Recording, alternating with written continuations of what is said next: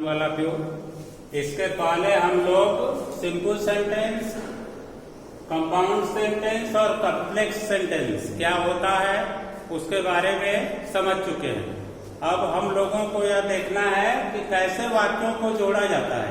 Number 1 हम लोग शुरू कर रहे हैं सिंपल सेंटेंस, साधारण वाक्य। साधारण वाक्य को जोड़ने के लिए कुल 8 नियम हैं। अब हम लोगों की परीक्षा में जैसे कि 2 वाक्य दे देंगे, कोष्टक में लिख दिए सिंपल सेंटेंस। अब इन 8 नियमों में से कौन सा नियम प्रयोग होगा, अब अपने से विचार करके उन 8 नियमों में से जो सुटेबल नियम है उस नियम का हम प्रयोग करेंगे। तो सिंपल सेंटेंस के जोड़ने के लिए पहला जो नियम है हम लोगों का वह है पार्टिसिपल के द्वारा। पार्टिसिपल भी 3 प्रकार का होता है। इसको लिख लीजिए। नंबर 1 पार्टिसिपल के द्वारा, और नीचे लिखिए पार्टिसिपल PARTICIPLE। पार्टिसिपल 3 प्रकार का होता है। इसमें ABC कर दीजिए।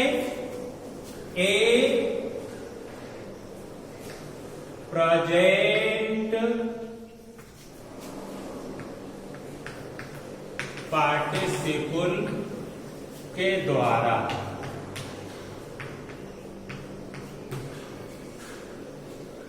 एक लाइन इसके बारे में लिखिए। प्रेजेंट पार्टिसिपल का प्रयोग करके 2 या 2 से अधिक साधारण वाक्यों को एक साधारण वाक्य में बदल सकते हैं। खड़ी पाई। प्रेजेंट पार्टिसिपल का प्रयोग ऐसी स्थिति में करते हैं जब कार्य जारी रहे। जैसे उदाहरण एक लिख लीजिए।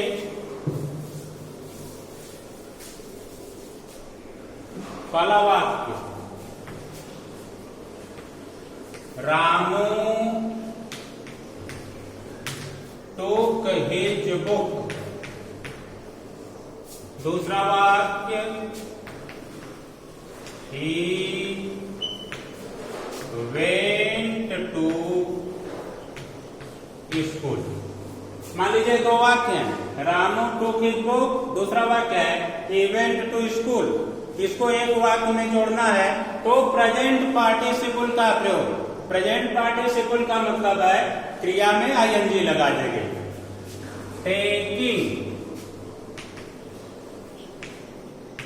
Taking his book, comma Ramu went to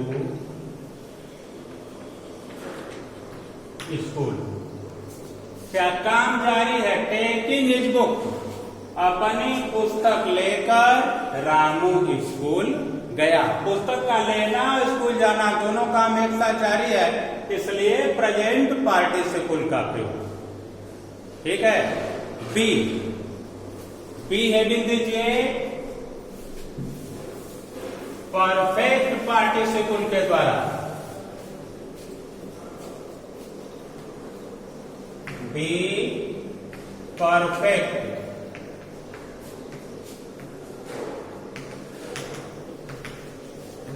participle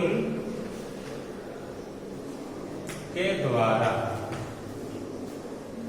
एक लाइन लिख लीजिए। परफेक्ट पार्टिसिपल PARTICIPLE का प्रयोग करके 2 या 2 से अधिक साधारण वाक्यों को एक साधारण वाक्य में बदल सकते हैं। खड़ी पाई। प्रेजेंट पार्टिसिपल का प्रयोग, सॉरी प्रेजेंट नहीं परफेक्ट, परफेक्ट पार्टिसिपल का प्रयोग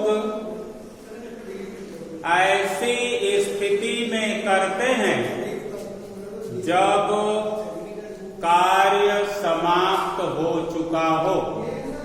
जैसे इसका भी एक उदाहरण लिखिए। पहला वाक्य, राम took food। दूसरा वाक्य, he went to school। Ram took food, Ram भोजन किया। he went to school, वह स्कूल गया। भोजन किया क्या मतलब? काम समाप्त हो गया। कोई भोजन करते हुए स्कूल नहीं जाएगा, भोजन करके तब स्कूल जाएगा। तो परफेक्ट पार्टिसिपल में हैविंग का प्रयोग, HAVING, हैविंग और क्रिया का third part. Having taken food, Ram went to school. Having taken food, खाना खाकर राम स्कूल गए। तो कार्य जारी हो तो प्रेजेंट पार्टिसिपल का प्रयोग करेंगे, कार्य समाप्त हो गया हो तो परफेक्ट पार्टिसिपल का प्रयोग करेंगे। इसी में है पार्टिसिपल में ही सी हेडिंग दीजिए। पास्ट पार्टिसिपल,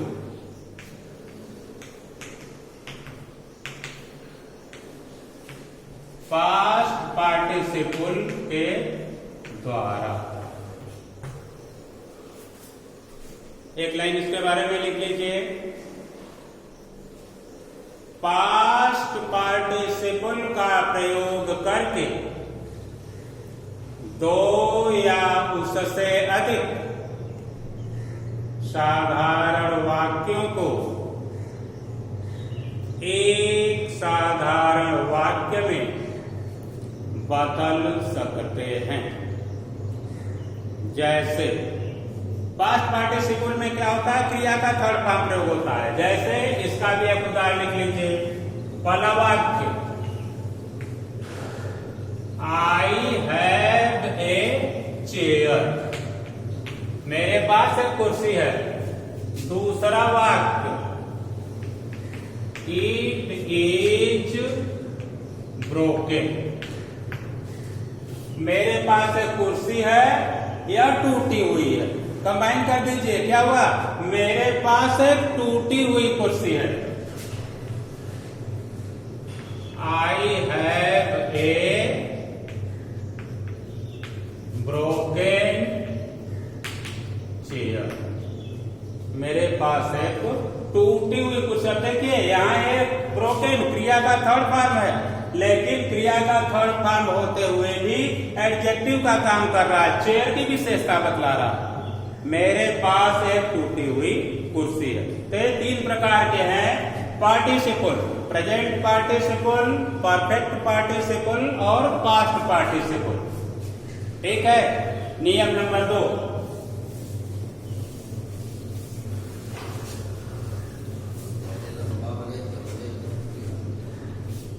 नियम नंबर 2, इन्फिनिटिव